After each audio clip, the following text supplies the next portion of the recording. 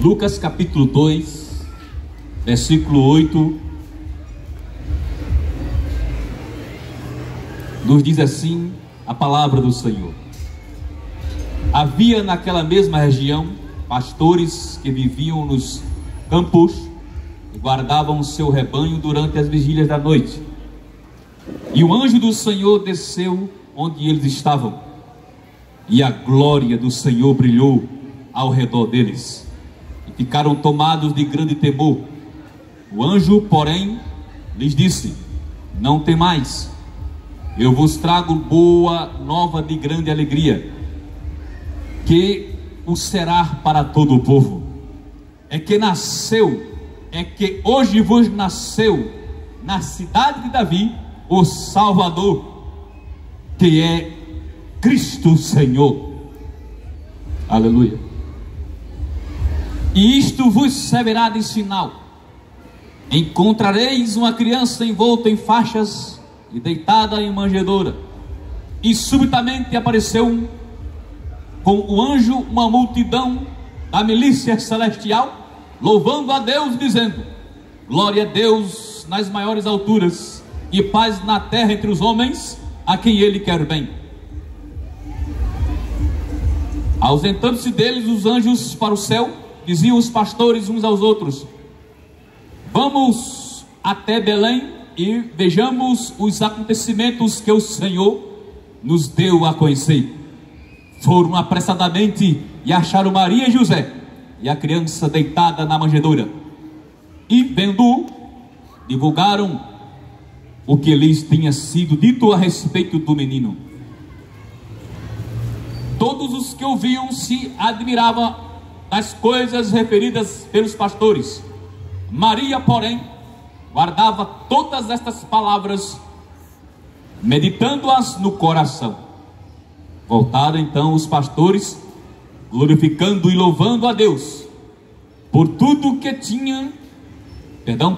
tinham ouvido e visto, como lhes fora anunciado.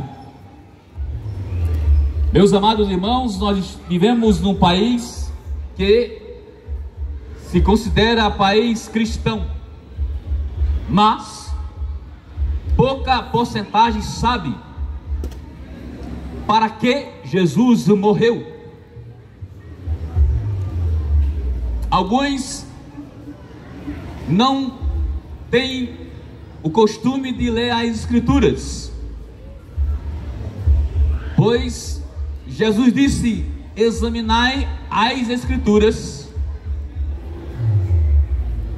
Jesus deu uma ordem para que houvesse um exame das Escrituras.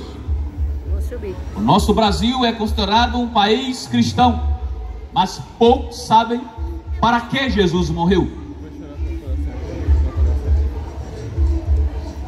João 14 nos diz, outro texto: o verbo se fez carne e habitou entre nós.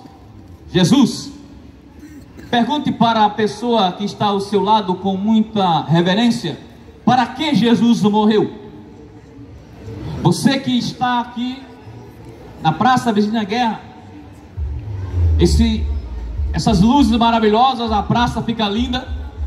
Eu gosto de tirar fotos, eu gosto desta beleza, mas para que Jesus morreu? Em primeiro lugar, Jesus morreu para revelar Deus aos seres humanos. Jesus, ele morreu para revelar Deus aos seres humanos, para revelar Deus para todos os 5 continentes. O alvo de Jesus é que os 5 continentes conheçam Deus através da sua vida e sua obra, escrita nos evangelhos Mateus, Marcos, Lucas e João, que nos conta a vida e as obras do Filho de Deus. Ele disse em Mateus, escreveu Mateus 24:14, ele disse: este evangelho do reino será pregado para todas as nações. E a palavra aí é etnia, tribos, raças, línguas, nações, povos, aldeias, cidade, na parte urbana. Aliás, os 5 continentes deverão receber a mensagem de Jesus, e vai se cumprir, porque ele é supremo profeta. Jesus é profeta, mas é supremo, mas ele é mais que profeta. Ele disse que este evangelho vai ser pregado para todas as nações, não só em Arco Verde, não só em Pernambuco, não só nos estados do Brasil, não só na América do Sul, não só nas Américas, mas nas Américas, na África, na Europa, na Ásia e na Oceania. O evangelho vai ser pregado para todas as nações. Bendito o nome do Senhor Jesus. Para que Jesus morreu? Para revelar Deus aos seres humanos. Colossenses capítulo 2, versículo 9 diz: porque nele, em Jesus, habita corporalmente toda a plenitude da divindade. Jesus é tudo que Deus é, sem faltar nenhum taquinho. Hebreus capítulo 1, versículo 13, meus irmãos. Eu disse que Jesus morreu para revelar Deus aos homens de forma completa. Colossenses 2:9. Nele habita corporalmente toda a plenitude da divindade, de forma perfeita. Hebreus 1:3. O qual, sendo o resplendor da sua glória e a expressa imagem da sua pessoa, e sustentando todas as coisas pela palavra do seu poder, havendo feito por si mesmo a purificação dos nossos pecados, assentou-se à destra da majestade nas alturas. Aqui diz que Jesus revela a Deus de forma perfeita.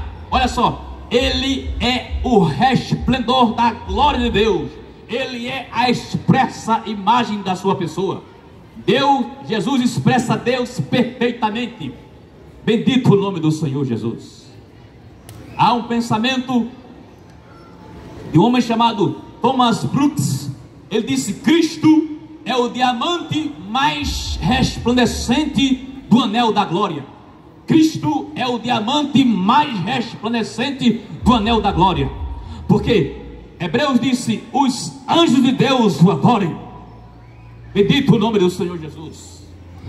Cristo é o diamante mais resplandecente do anel da glória. Thomas Brooks, livro Pérolas para a Vida, e John Blanchard. Para que Jesus morreu?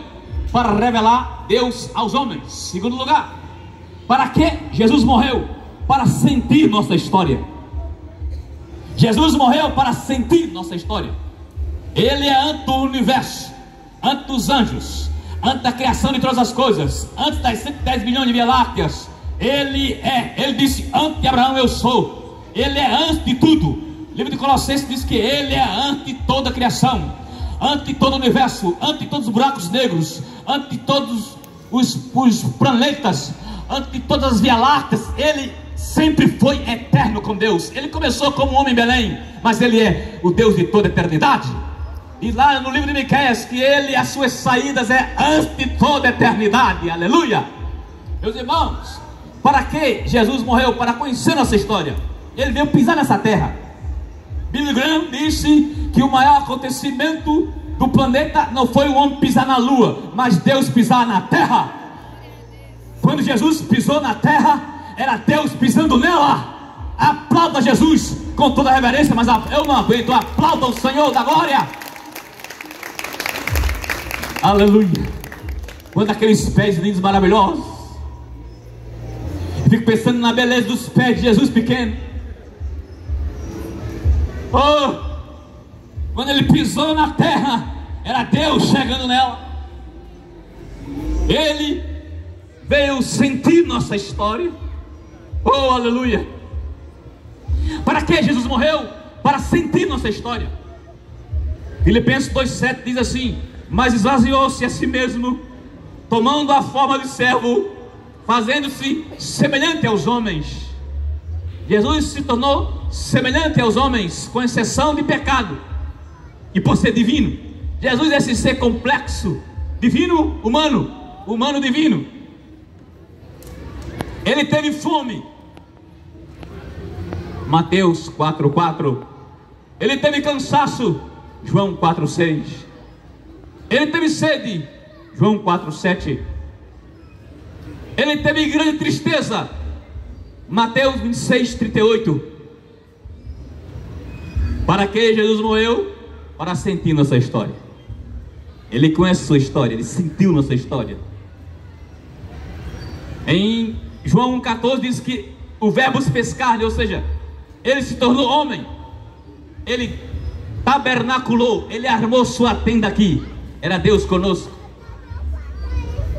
Ele sentiu nossa história como um humano divino para nos ensinar a vencer.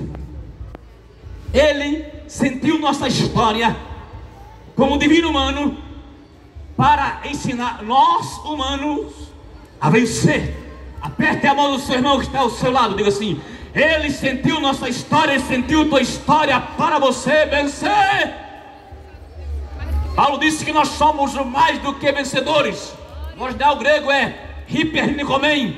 Nós somos super vencedores. Você sabia disso? Que a tradução exata é para ser: nós somos super vencedores. Aperta a mão do seu irmão de novo, ele não vai se incomodar. Diga assim: você é super vencedor.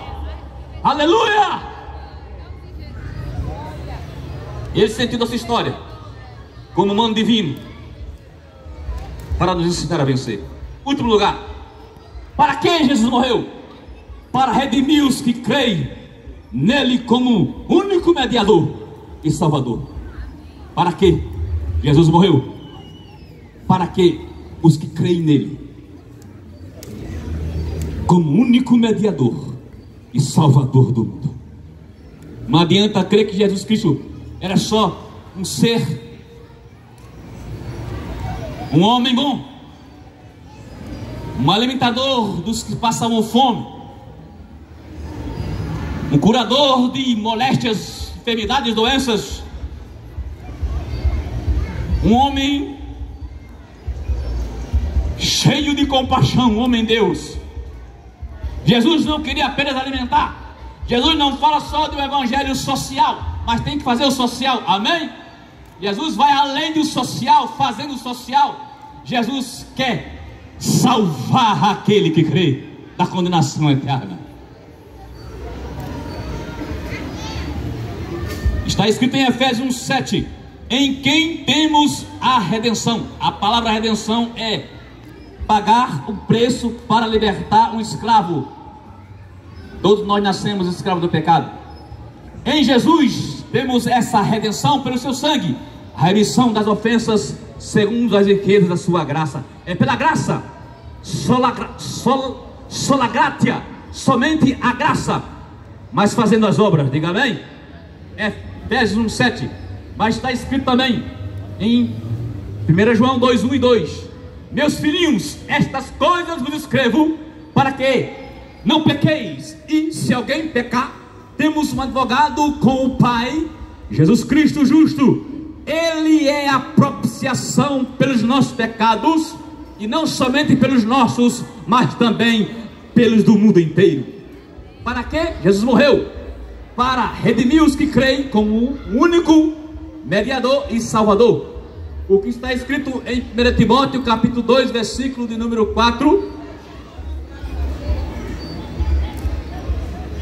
há um só Deus e um só mediador entre Deus e os seres humanos, Cristo Jesus, homem.